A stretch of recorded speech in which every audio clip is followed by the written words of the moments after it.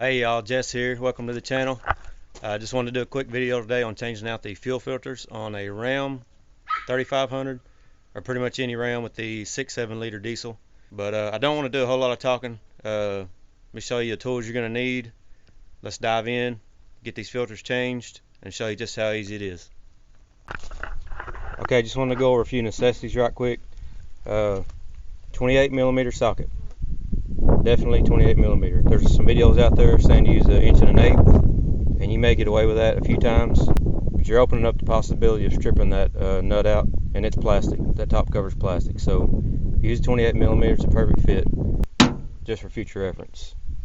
Every nut on this truck is metric. The filters, I'm going with a WIX this time. I usually use Mopar. This is my first time trying WIX. I've used WIX and other stuff, some of my tractors and things like that. So here's the part numbers on those. This is the water separator filter that's at the rear. This is the filter that's at the front next to the engine. Gloves, there is a possibility you're going to get diesel on your hands. If you don't want that, gloves, towels.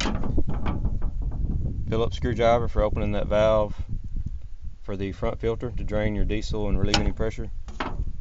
You shouldn't need a flathead. I'm usually able to take the plug out by hand, but this is for the rear filter. Has a water sensor in it, and you have to unplug that before you can screw out your filter. For taking the sensor out of this filter, the water separator filter, you can use a big set of channel locks if you don't want to buy the special wrench that goes with it, or if you have a big adjustable wrench, you can use that also. This was cheap enough on Amazon. I bought it years ago just because I was changing my filters anyway, so not sure the actual size on that, but it is a direct fit. Jug for draining your diesel fluid into out of your filters.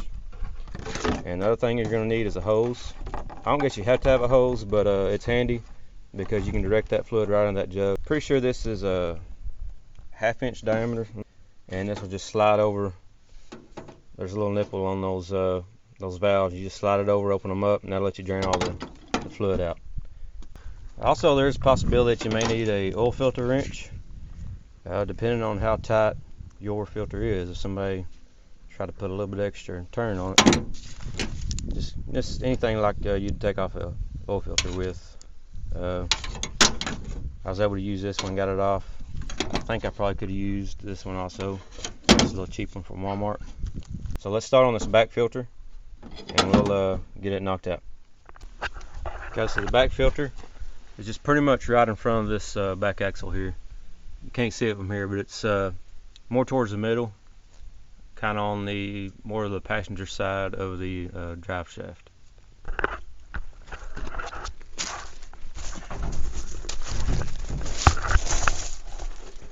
So you can see it maybe right here. So here we have a little valve. I'll stick my hose on here, open this up, and drain out any fluid. And then this should come off by hand, but before you screw that off, you'll notice there's a wire coming out of the bottom, and that's because there's a water sensor screwed on here. So if you follow that wire up, you'll see that that plug is mounted on a cross member right here. And all you have to do is on the sensor side, let's see if I can just push down and then pull, and it should pop right out.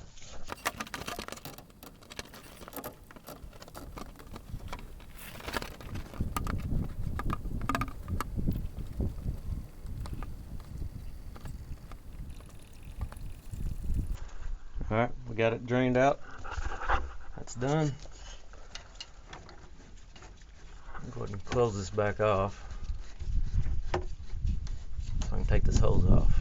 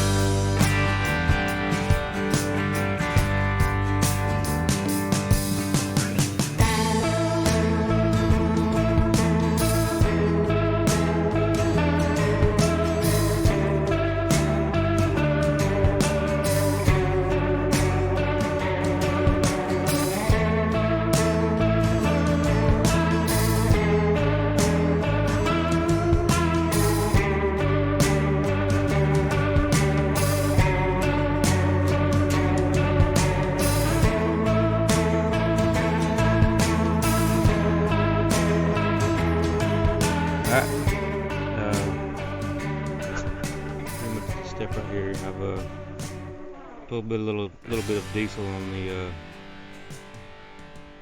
this O-ring up top, or gasket. So now we're gonna get it screwed on. It says to go 1/3 to 1/2 past hand tight, basically. And then I'll talk about priming once we get both filters on.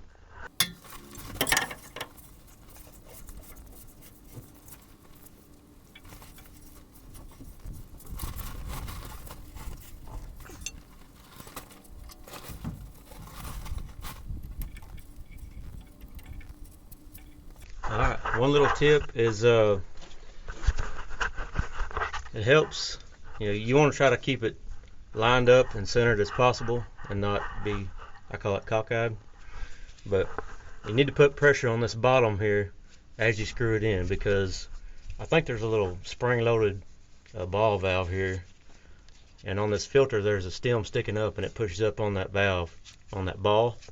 So you have to push up, put pressure on the bottom of this filter and push it up towards the truck and spin it to get the threads to engage.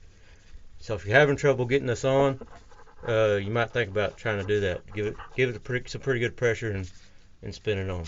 Disconnected, or we connected back here. Just push it in good and just kind of give it a little tug on the plug, not the wire. Just give it a little tug on the plug just to make sure it's engaged really good. You can see the yellow there, that is the valve that you're going to turn to let the diesel out of the filter housing. Here's the cap, and this nut on top is where your 28mm socket will go. And I'm on the driver's side of the engine, just underneath the, I think this is the brake fluid reservoir. And so underneath this yellow cap, there's a little kind of a barbed nipple there. I'm going to slide this hose onto that and feed it down through the bottom of the truck, and then I'll get underneath the truck and put the end of this hose in the jug. Okay, I don't know if you can see it, but I did get the 1/2-inch hose on there, and I got it run down to my jug.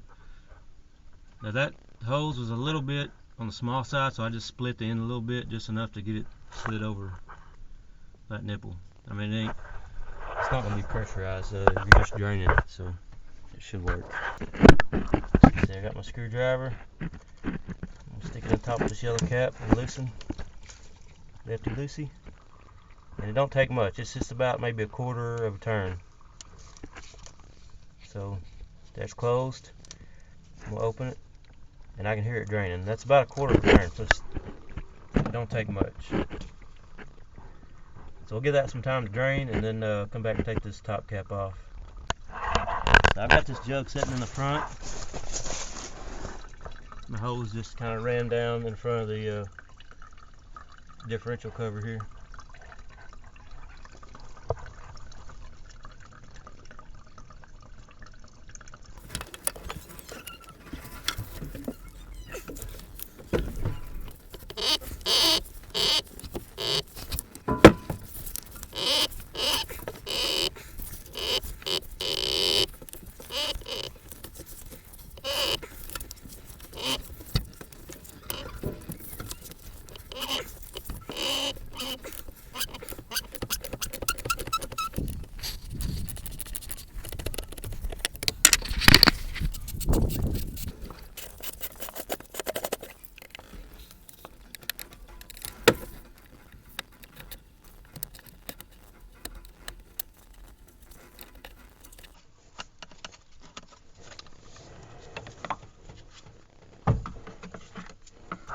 Okay, so here's the O-ring. Hopefully you see me take that one off. I used a little red screwdriver.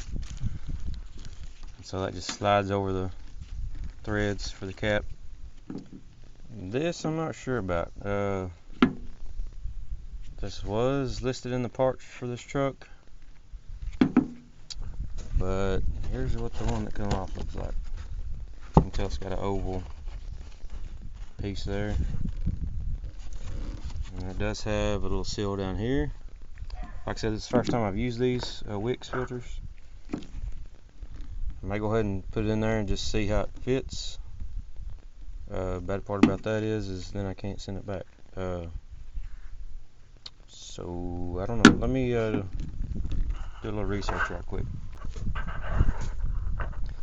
Okay, so just the quick research I done. This little hole here being oblong has no reason or meaning whatsoever. Supposedly the actual seal is along the outside of this canister, which I kind of suspected because that's what I feel the rubber is, and this is all hard plastic. I can't see that sealing anything. And so on the new one, on the WIX, that's actually, that blue you see is a rubber. Looks like an O-ring. So we're going to stick her in and see how it does.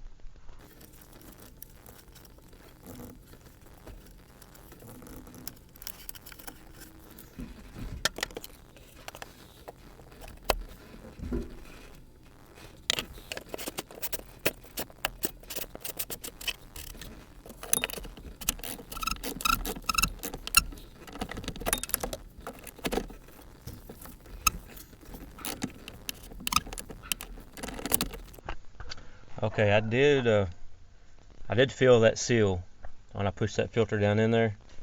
You could feel it making positive contact, probably with the outside edges of that canister.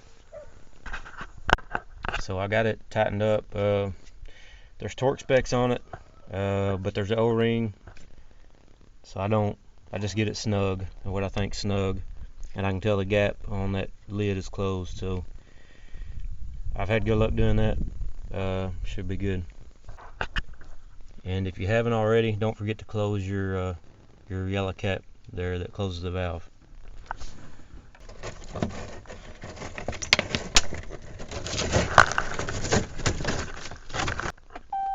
Alright, so I double checked everything. Got all the valves closed. Things tight. The next step is to prime this and get some fuel put back into those filters. And the way you do that is just by simply turning on your key. I think a minimum of 3 times is what's recommended. 4 to 5 probably wouldn't hurt. So we're just going to turn it to the run position, let it set, and then what that's doing is letting the fuel pump fuel into those filters.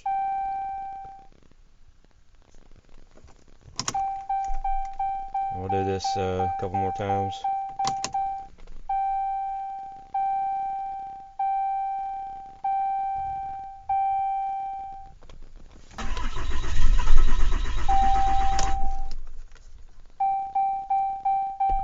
So I noticed it was struggling a little bit there, so I went ahead and killed it. I'm going to go ahead and prime it. Do it another 3 times before I try it again. I just don't want to sit there and keep cranking and cranking and cranking without fuel going in there.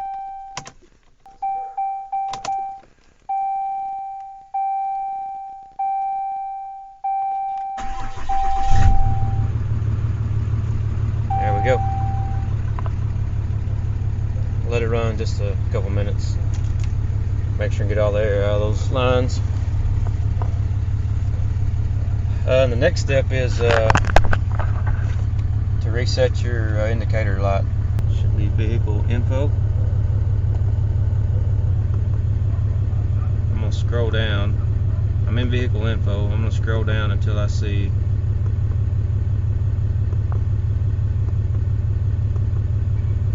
there's oil life, fuel filter life. And you see down at the bottom left it says reset. It'll be your right arrow. So just press your right arrow, hold it.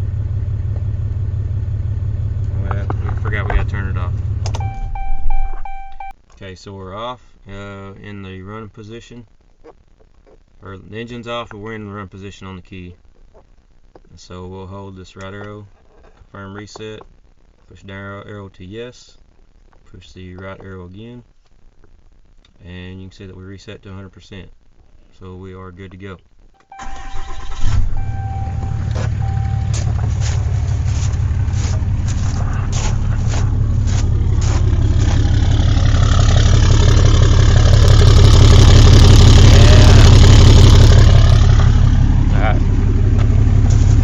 I get everything reset, I like to come to the back and just kind of look and make sure there's no leaks. I don't see anything dripping. And then I'll go to the front and check it. So definitely just keep an eye on it for a little while, make sure you don't have any leaks. Alright, that's it for the fuel filters. Hopefully that helped you out. Ran into a couple little snags there, but it's just like anything else. Just stick with it, figure it out. Like I said, mostly just hand tools. That front filter cap was pretty hard to get off, I'm not gonna lie. Yeah, I struggled with that one a little bit, but I got it. Like I said, all I had was just a 1/2" wrench on that socket. You could figure something out with a little knuckle joint and a little flex joint, and then have a longer extension and have that socket outside where it's easier to get some leverage on it, because it's hard to get enough leverage on it down there where it's at. It's just kind of in an awkward spot, an awkward position. Anyhow, hopefully that helped you out. You can do it, just a couple of simple tools. But if you like this video, helped you out at all, give me a big thumbs up, consider subscribing. I'll probably have some more truck videos. There seems to be something going on with equipment all the time. So anyhow, check it out, subscribe if you want to. God bless, and we'll see you on the next one.